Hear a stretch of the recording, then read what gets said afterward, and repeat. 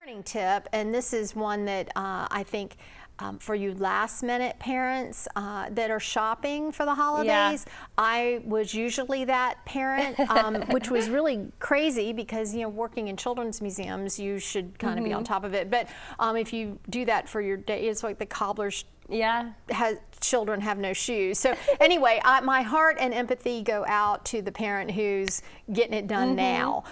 You're probably going to get some good pricing, so that's good. But I get asked a lot, what are the best gifts? So there's 3 categories of gifts, and I'm going to add one to the first category. The first one is blocks, and I like to add books. Books and blocks. If that's all you gave a child for Christmas, I promise you they would have a wonderful Christmas. But the blocks in particular, a lot of times people, grown-ups anyway, will go, that's boring.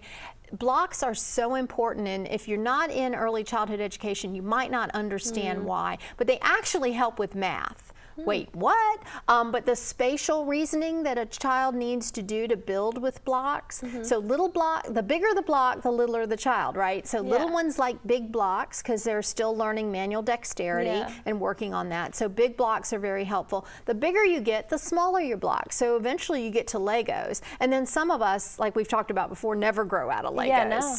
So I encourage people, don't overlook the blocks because that is just such an educational component to early childhood education. So the other one I really like is board games. And I know they can seem a little passé too with all the electronic stuff going on, but for your littles, most of the entry road into board games comes through Candyland and like Chutes and Ladders.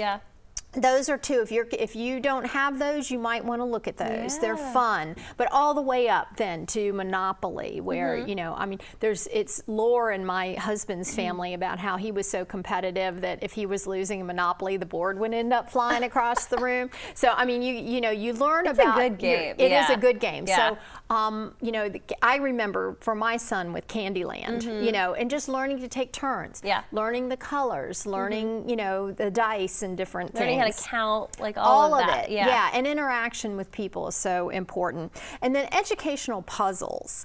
And again, I know I'm going old school with all 3 or 4 of these, but timeless. They are timeless, and there's a reason why they're timeless. And educational puzzles, you know, we sell the chunky puzzles that really help kids kind of just, again, getting that manual dexterity, that hand-eye coordination, very important for everything else that they build upon later.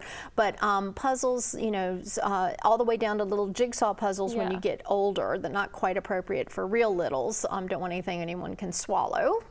But yeah, and then theme the puzzle to what the child's interested in. You know, if you just had a visit to the aquarium and your child got really interested in turtles, you know, let's you know, find a turtle puzzle or something like that.